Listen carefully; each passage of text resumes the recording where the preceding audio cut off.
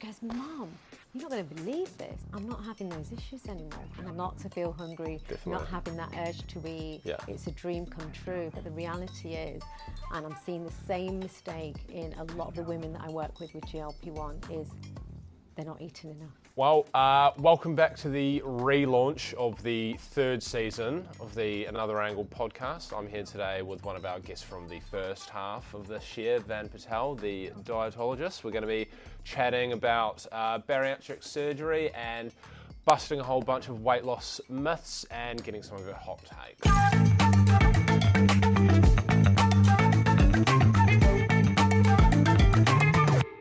Amazing. Well, thank you very much for coming on for a second time around now. It's been, how many months now? It's only been a few. I think it's been about 2 or 3 months. Yeah, it's nothing bad though. Thanks for inviting me back. Yeah, no, it's all right. Absolutely. I must have done all right last time. I was going to say star guest last time, so it makes complete sense you're back.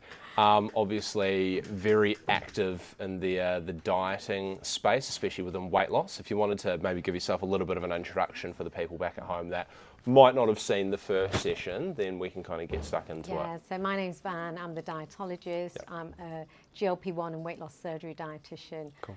and I've been running this gig for about almost 35 years, and I've seen every mistake every woman can make Yep. when it comes to weight loss, including myself, and we Absolutely. spoke about both our stories Yeah. when it came to weight loss and Yep. habits last time. So, and I think it's really important to understand women and men Yeah.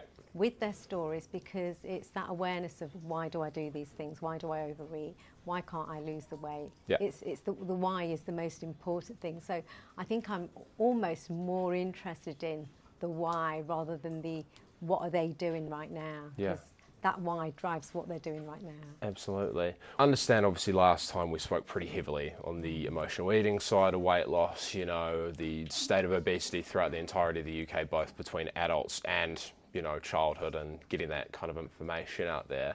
I think more so wanting to touch on your relationship with people going through, I guess, the surgery side of things. So they are obviously far higher up on the BMI scale.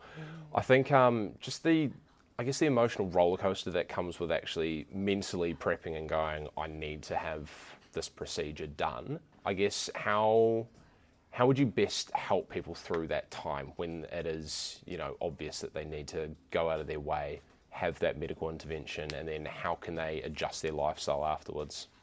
So most of the people that probably have surgery, well, especially before the GLP-1s came on the scene, would probably go through a vicious cycle of dieting, regaining, Yeah. the yo-yo cycle. And they've got to a point where their eating is out of control, their lifestyle, their habits, and internally they've developed inflammation, insulin resistance, and it's pretty much they've lost a lot of muscle as well because they've been on these low-calorie diets. And what happens is their metabolism cannot cope. Right. So they can go through every diet and lose weight very quickly initially, and then they'll get stuck, and that is it. They have to pretty much starve themselves to lose weight, which then for them reaffirms, oh, the low-calorie diet is the best way to lose weight. But each time they're doing that, they're losing more muscle, losing It's their getting worse and worse. metabolic health. So then the next thing that most patients will go through, if it's not via the NHS, via myself or private healthcare, is some form of weight management, and that will generally happen in the NHS more than the private sector. So they have to. It was an area that I really disliked actually in the NHS weight management tier system, and the reason being is, I think every person that goes through that tier 2 weight management and tier 2, they feel like they're being judged. It's a test, and really it is in a sense, because we want to see, can they change their habits? Can they change their lifestyle? Can they change the way that they eat so that they can prepare for surgery? And on one hand, it's really good to have that year of doing that and to lose the weight. Yeah. But on the other hand, for the patient, it's very traumatic. I was going to say, so traumatic. it sounds like it's not much of a support system. It's more or less just like this rigorous, Well, if you think examination about, of they'll their probably behaviour. get maybe 2 or 3 consults throughout that year, because the NHS cannot cope. It generally cannot cope. So I think patients will feel very alone, just to get on with things. But where I worked previously, there was a great support system because there were groups and so forth, and they could all connect, and they go through a psychological process as well. So they're assessed, are they fit for surgery? Yeah. Are they mentally fit for surgery as well as physically fit for surgery? And then once they've achieved a 10% weight loss, we would have an MDT meeting to say, is this patient able to cope with surgery? And hopefully, yes. Yeah. Then they would then have the surgery. But then again, they're on a waiting list again, and they're like, it's like forever. Whereas if you go privately, do you meet the criteria? Right, great, okay. There you go, we can book you in 10 days' time. Brilliant. So they would have a preoperative stage where they've got to be on a low-calorie diet, and it's to shrink the liver. And during that process, you can see all these dieting fads coming through. But generally, it's a high-protein, low-carb diet to shrink the liver. They do that so they can prepare for surgery. And the reason for doing that liver shrinkage diet is because the liver sits in front of the stomach and the procedures are done laparoscopically. So by shrinking the stomach, it just gives the surgeon easier access to get into the to get to the stomach laparoscopically, and it makes it safer for the patient. People that stick to the diet recover a lot better. But again, for that patient, it's another test. You know, and I see on all these forums, oh gosh, you know, I'm on day 3. I can't cope with this low-calorie diet.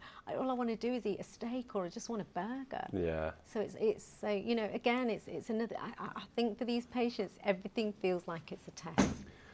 I was going to say, it just sounds like it's quite drastic measures, especially when you're under that microscope, right? Like if you are going through those procedures and, you know, you've been being put through the NHS system, it sounds like they're very much on your case, making sure they're doing every single critical step completely correctly. Otherwise, you might feel in yourself that you're failing. There's a punishment at the other end of the, you know, if the outcome is, if you've been good, like, you know, the good person, the good diet, you're going to get the surgery, but if you haven't, you're not having They just it. don't. So what happens to those people that, let's say they aren't good, and say even if they're like 70% of the way there, but the NHS have just decided that, no, we're not going to be going through with this. What happens to them? It all depends, because there's a bit of leeway. Yeah. You can get away with probably having a few more calories, and it's fine. As long as the liver's shrunk, you can have that procedure. But a surgeon will attempt to do the procedure, and if the liver is too large, they'll have to abandon and say, look, we can't perform it, it's not safe enough to do it. But the surgeon will, and a lot of skilled surgeons will be able to do it. And the fact is that a lot of patients that go abroad aren't even told to do a pre-op diet. Bloody hell. But then what happens is they have to pump more gas into the stomach cavity, and then the abdominal cavity, and that creates a lot of gas pain after the surgery. So that's why the recovery is more painful and may take a lot longer. Okay. So let's say in a typical patient that you see as well, what is that kind of recovery time frame that they can expect? Generally about 2 weeks. Okay. Yeah. Oh, that's actually a lot quicker than I thought. They might not be able to drive, they may not feel their self, but generally within 2 weeks they can go back to like daily living. They may find that they can't lift heavy weights, doing the washing and laundry, but that's not a bad thing now, is it? Yeah. But they will generally, in a couple of weeks, they will feel pretty good, and that's because the procedure is laparoscopic, whereas many years ago, you'd have a full cut down the front, and that would take a lot longer to recover. But because it's laparoscopic, the recovery is a lot quicker. Okay. Is there any, just obviously you talk about the history of it, and obviously it was a far longer process for you to recover. Is there any developments in the future that you're seeing on the horizon that can make these procedures even more safe, or, you know, if it's potentially viable for people on a slightly lower BMI? There's more robotic surgery. Okay. Yeah, so I can see that probably helping. Yeah. Making procedure times probably shorter. Okay. But like a gastric sleeve, a skilled surgeon can do it within 20 to 30 minutes. Yeah. Do you think it will always hold at that kind of BMI threshold? It's like, I know it's around 55, right? Well, that's the extreme, but you can have bariatric surgery from BMI 30, 35. Really? Yeah. I did not know that. Yeah. That low? Yeah. Well, but the thing is, we think it's low because we work in this industry of weight loss. Whereas if you think like a good BMI is between 20 and 24.9. Actually, that's true as well. Yeah, so it's about 10 units, 5 to 10 units above. Interesting. But I mean, I think my point is that it's just interesting that the entry point for like GLP-1 medications and bariatric surgery are technically at the same Very similar, because you level. can have GLP-1s from 27, you can't have bariatric surgery. That's true. But I mean, it's a difference of 3, right? Like, it's not exactly a significant... But the thing, the BMI 30 is more for, like they used to do gastric bands at BMI 30. Yeah. There's a procedure called an ESG where it's more of an endoscopic procedure where the stomach is literally stitched together. Right. And now, for some, and it depends on the patient, but generally 35 is the starting point. So yeah, so it's a lot lower than you think. But Yeah, that is. we think it's low because we work in this industry of weight loss, but generally it's still a very high That's BMI. true, actually. I feel, there's definitely a bias coming in Yeah. from the fact that we're just seeing it like day to day. Yeah. You know, I completely And understand also that. when we see patients like, it's like body image distortion, because what we see as normal may not be somebody else's normal because we're dealing with larger patients. Probably there's a post-op diet that they need to follow that can be quite restrictive as well after Is there? they've had the procedure. Okay, so what does that entail? So the post-op diet is all about the stomach healing. Yeah. But again, it's going to feel like another test for the Yeah, patient. yeah. So for the first couple of weeks, they're on liquids only. So they'll be on protein shakes, water, maybe soup with no bits in. Then they're weaned onto a puree diet for a week, then a soft diet, then before they get to solids. Right. So there's this progression, but during that progression, they've got to use it as a bit of a training ground, because how you eat after you have the surgery is very different to how these patients may have eaten before. So, Right. for example, they've got to really take small bites, they've got to chew their food well, they can't eat and drink together. They've got to make sure that they're engaging in hunger and fullness. Now, just like GLP-1s, bariatric surgery affects the gut hormones, so they don't generally feel hungry. So for anybody that wants to lose weight, that's just a blessing, isn't it? Not to feel hungry, Definitely. not having that urge to eat. Yeah. It's a dream come true. But the reality is, and I'm seeing the same mistake in a lot of the women that I work with GLP-1, is they're not eating enough. No, not at all. Well, I mean, it's obviously the nutrient side of things as well. I know that we covered that pretty heavily last time, but it's such an obvious thing that I think people just overlook, especially when they are, you know, jumping on that weight management plan. They've just decided Absolutely, yeah. So there's again, you know, the diets are very similar. Yeah. You know, you've got to fuel your body, you've got to nourish your body. Yeah. And again, with the GLP-1s, I feel I'm seeing so many similarities that these eating techniques, that, you know, slowing down, avoiding eating and drinking together, are really important with GLP-1s too. Definitely. Yeah, because I'm finding that when women are eating and drinking together, which is what we don't recommend that you do when you have bariatric surgery, it makes you feel really nauseous. Yeah, I have heard that quite a few times as well. Yeah, so when they're eating fatty food and sweet food, they're having problems with their bowels, and it's the same. Literally, I really do feel GLP-1s is like a medical bariatric surgery. I was just about to say, like, is that what's the actual like medical implication from the GLP-1s that causes that though? Is it just literally limiting like nutrient quality, that you just have to be eating very well in order for you to feel fine? Like, you talk about fatty foods and like sweet foods and drinking alcohol. It Obviously, says if you think about GLP-1s and bariatric surgery, Yeah. they affect the gut hormones in a very similar way. Okay. And so food sits in your stomach for a lot longer. Right. But if you're eating and drinking, if you think about when you drink, you're starting to flush the food out of your stomach. Gotcha. So it gets into the bowel, the small bowel and the rest of the bowel a lot quicker than it needs to. Yeah. And that has a bit of a reaction. And that's why a lot Gotcha. of people may suffer with constipation, the sulfur burps and so forth, because the food is, the gut is just generally slowing down. And it's doing that, and by slowing down, the food sits in your stomach longer, you feel fuller for longer. Okay, that's very good to know. And even when you eat and drink together, again, that can have the physical impact of possible diarrhea as well. Yeah. Which is what the symptoms would be when you're eating something very sweet or very fatty. We call it dumping syndrome, but I think there's a GLP-1 dumping syndrome as well. Right. So your body's just flushing it all out, basically. Yeah. Interesting.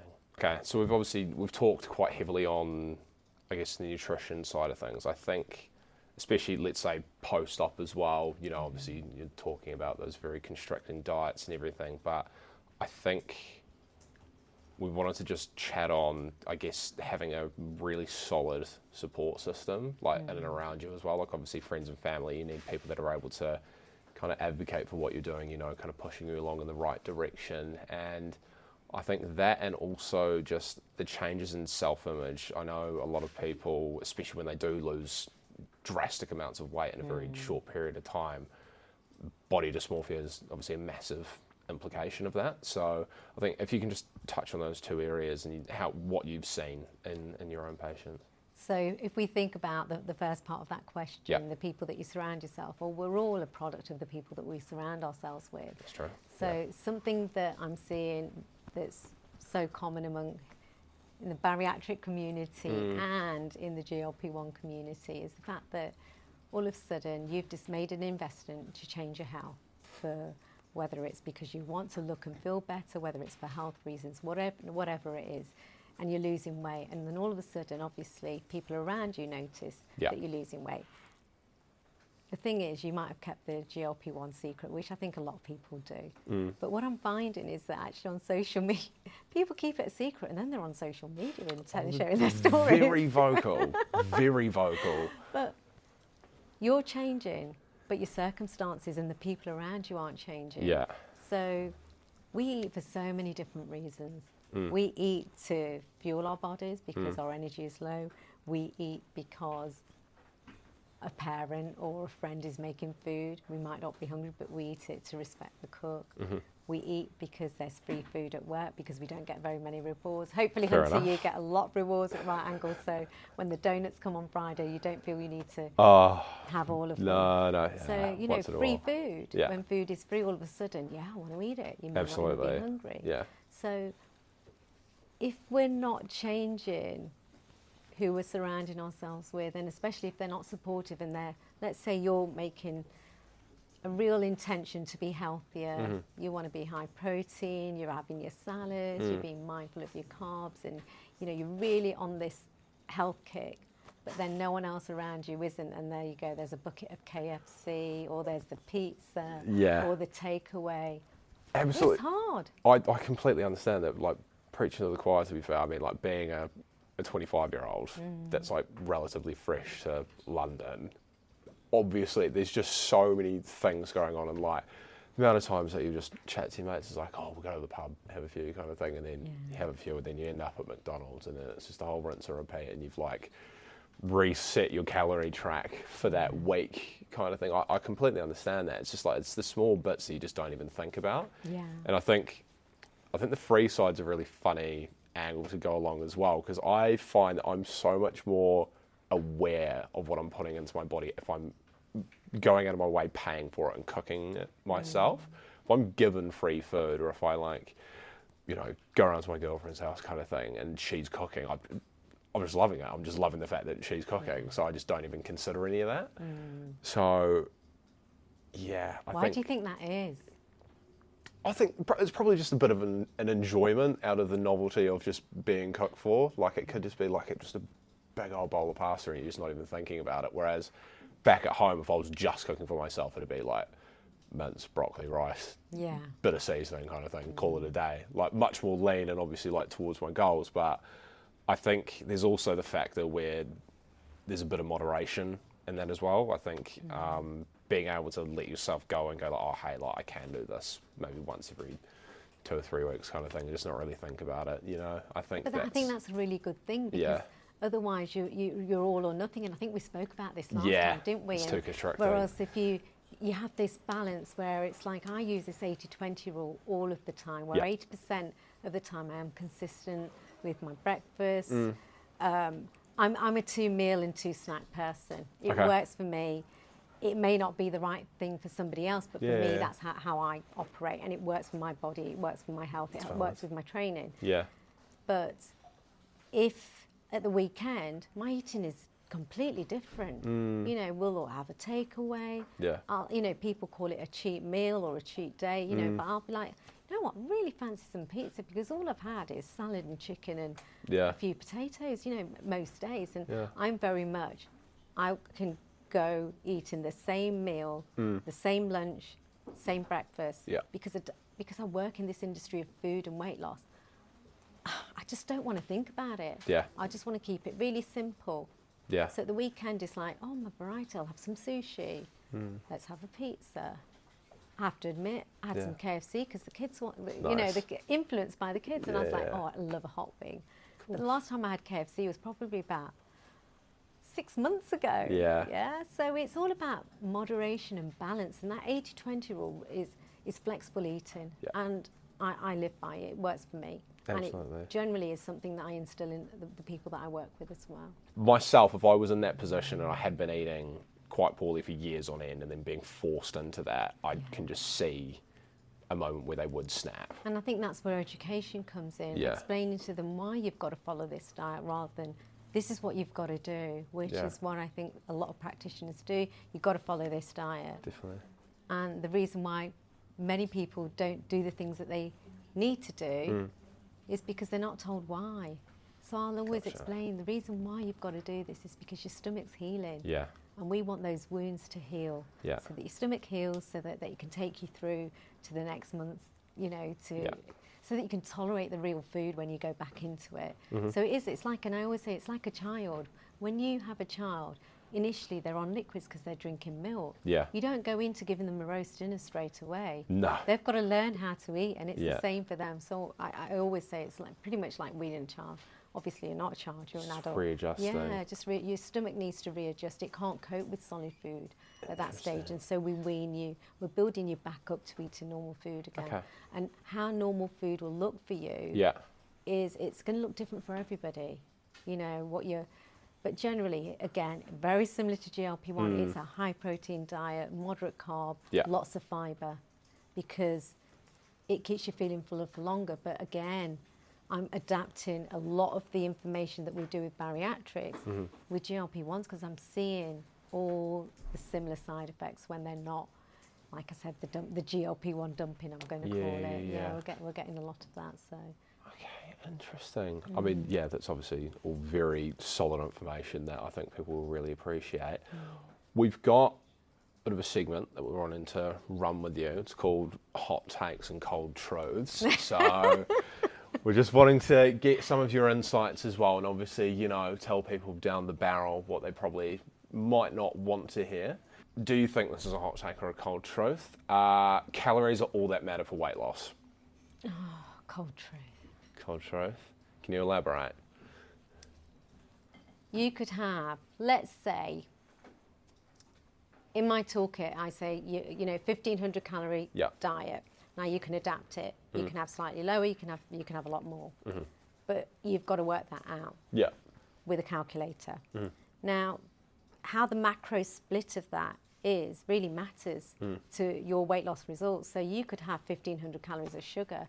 Now, your body responding to sugar and the hormonal effect of it is probably going to lead to gaining fat because of the insulin hormone. Whereas if that's a 1,500 calorie diet that's balanced well with protein, fibre, some carbs, you're not going to get those insulin spikes. So that's why I really do feel that calories, they're important, but the macro split is more important. Okay, so you would say that macros kind of reign supreme. Macros with calories. So you can use a calculator. I encourage it in my toolkit as well, and with my patients I'll work out a guide and I'll say, right, this is where your calories are. Now to lose about a pound a week, we need to drop by about 500 calories. So they might be at, let's say, about 2,000 if they're fairly sedentary. Let's drop it to 1,500. But how you know, how much protein is on your plate is going to make such a huge difference with not just how your hormones are going to react to that meal, but also your fullness, how you're going to feel energized and so forth. Whereas if you have 1,500 calories of sugar, you're going to have a real, each time you eat, you're going to have this real high of energy, but then you're going to have a crash. When you have that crash, you need more sugar because you think, God, I'm low in energy. Whereas if your energy levels are fairly consistent, then you're fine. You're not going to have those urges and cravings. Okay. So, yeah. Interesting. All right, well, it's actually funny that you mentioned sugar. Got another quote here. Okay, I think everyone should ditch sugar completely, no exceptions. No. Absolutely not. No, absolutely not. No. Because the more you tell somebody to ditch something or never have it again, that's your when they kinda automatic snap back response to is, it. well, I want it. Yeah, It's like me saying to you, well, it's, let's say my dad said to me, don't ever go out with a bad boy. What am I going to do? I'm going to go out with a bad boy. It's the whole It's the parents whole thing, isn't rebel, it? isn't it, in us? And we naturally have that. When Yeah. we're told to do something, we're Yeah. naturally, no. Yeah. So to tell somebody that they've got to ditch sugar, it's that all or nothing mindset. I get that. I mean, I think it's probably more or less leaning into the side of, obviously, you know, people talk about like cutting out sodium or like carbs completely. So like, I'm assuming you're coming from the basis that, you know, everything in the food pyramid is essential somewhere. Yeah. Yeah. It's like, I think the body coach, Yeah. he spoke, I think, quite openly. I've not seen it myself. This is what the hearsay of what I've seen about that he's addicted to sugar, and he decided that he was going to cut out sugar completely. And I think he did a challenge online. And I looked at that and I thought, no, because everyone is going to. It's a marketing stunt.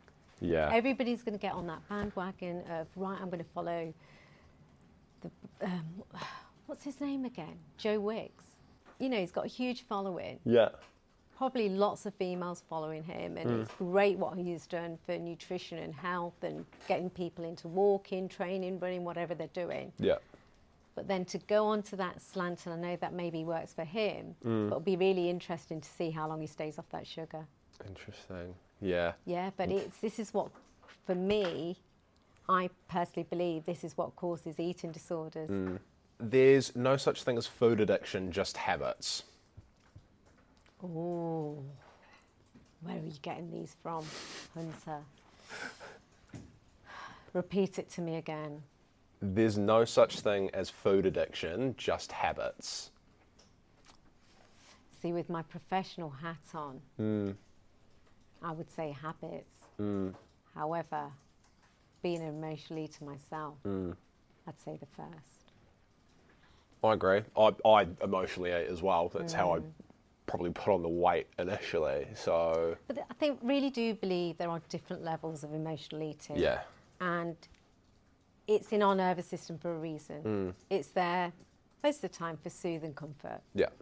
And I think if it's controlled, it does become a habit. So let's say your emotional eating is probably more likely to happen at home in the evening. True. Yeah. So for a lot of my patients, I would say, well, you know what? Why don't we use that as an opportunity? Yeah. So rather than the bar of chocolate, why don't you have a small amount of chocolate but have something alongside it to make it a better habit? But I think that's a double-ended one. Depends if I've got my professional hat or my personal hat on. Okay. All right, I've got another one here. Social media makes body images struggles worse, not better. Oh, I agree. Yeah. Yeah, I completely agree. Even I will look at images and I think, oh my God, my skin's not like that. Oh my God, she looks amazing I was in just that. about to say that. I don't look like that. And then my daughter will say, but Mum, you do. So I find and that's why I think sometimes on social media, I don't like being on there. I don't like showing what I'm doing in my personal life because I'm thinking, I don't look as great as those women. It's like the fitness coaches. Oh yeah. Wearing all the skimpy stuff, and it's like a uniform for them. Yeah. Well, it's like it inflates your expectation in yourself as well, right? Like you'll look like any of these influencers, you're looking at people that are probably 0.001% of, like if we're going on like the fitness realm, like athletes globally, right? Like you can go to any run-of-the-mill gym and like I feel like people will beat themselves up if they're not, especially from like a male perspective. If I'm not benching like 140 kilograms, I feel like I'm doing something wrong. Yeah. But then it's like realizing, hold on, like anything over probably 60 is like a pretty valid amount of strength for anyone to have. But you've just got that mindset of what you're seeing online. I think it just completely skews how you should feel about yourself. Absolutely. And I think there's so many benefits of social media, but I think there's more downsides. And I think this is why we're seeing, it's like even normal people are shrinking. And I'm just thinking, I wonder why. Yeah. Okay. Cool. All right, that's that section covered. Call this section the angle check, thanks to Tosin. She's come up with a couple of these little terms that we're going to be fluttering in. But yeah, a bit more lighthearted on kind of the health and wellness side of things as well. What health trend that you've seen recently do you think needs to stop? Oh, the chia seed flush. I've seen that. So what, is that when they're putting it into their glasses of water and then... Yeah, expecting a massive bowel movement. What does it do? Sorry, it literally... It's like a huge shot of fibre, and people are saying have this gut cleanse drink, and they're putting their, their couple of scoops of chia seeds in a pint glass of water and lemon and whatever else you want to put in it. Just the other And I just look at it and I'm thinking, why? Yeah. So it doesn't do anything. No, I mean, chia seeds are great for fibre. Yeah. You can sprinkle them on your Greek yogurt and berries in the morning. Yeah. Don't need to down it in a but pint of water. it's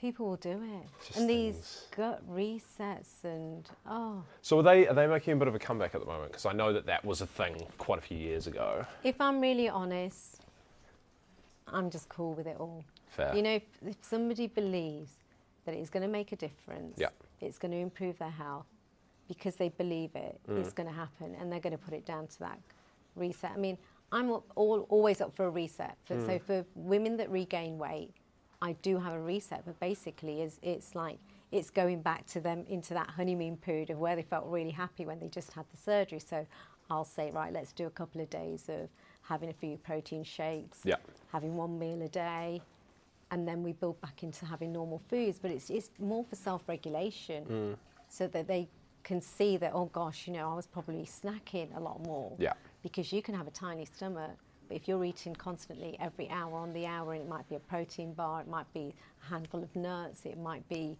ice cream, bar of chocolate, it all adds up.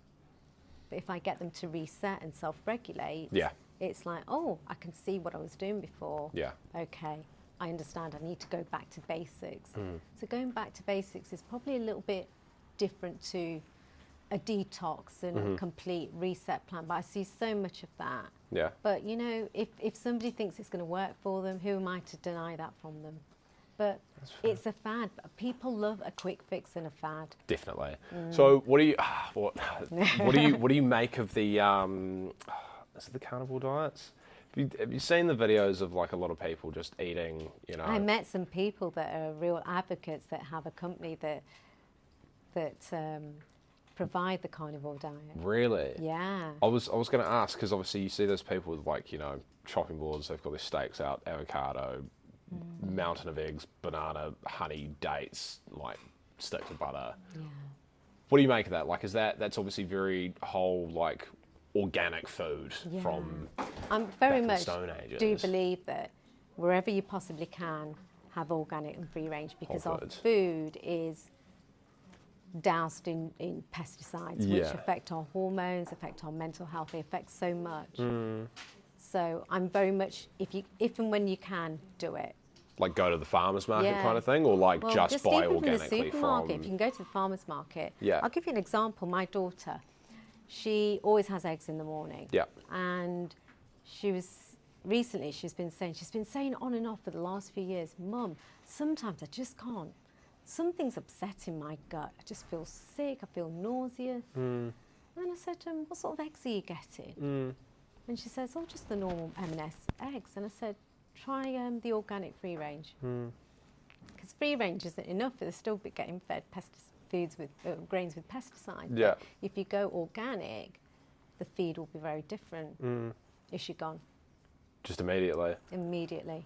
She goes, Mum, you're not going to believe this. Yeah. I'm not having those issues anymore. And I said, I think the feed that they give to free range hens is not serving you. So you'd say that organic's like just the full if you can. So with the carnivore diet, there's a lot of people that are saying that they feel better hormonally menopausal women. Okay. But then when this chap was telling his story about the carnivore diet, he then told us all about his relapses. and that when he does then go back onto eating carbs, he puts the weight back on, etc. So I just don't know. But then he goes back into the carnivore phase, and then he'll relapse again. But my thinking is, well, if you just had a little bit of everything and you were just high protein with some moderate carbs and plenty of fibre, then would you avoid the relapse that you're yo-yoing, basically? Yeah. You're yo-yoing what every dieter does, whereas if you just had a bit of everything and didn't deny yourself. Yeah. But a lot of people are saying they feel better on it. But is that because they believe something like a reset and a detox? Yeah. So you think it might be slightly placebo in that sense, or? Yeah. Okay. But there was a woman there who was alongside this chap. I think it's this company they have together, and it's all about training, the carnivore diet. And she said that she felt so much better on it going through the perimenopause and the menopause. And I said, well, whatever floats your boat. I'm one of these dietitians that's really open, not just to research and evidence, but real lived experiences. Yeah.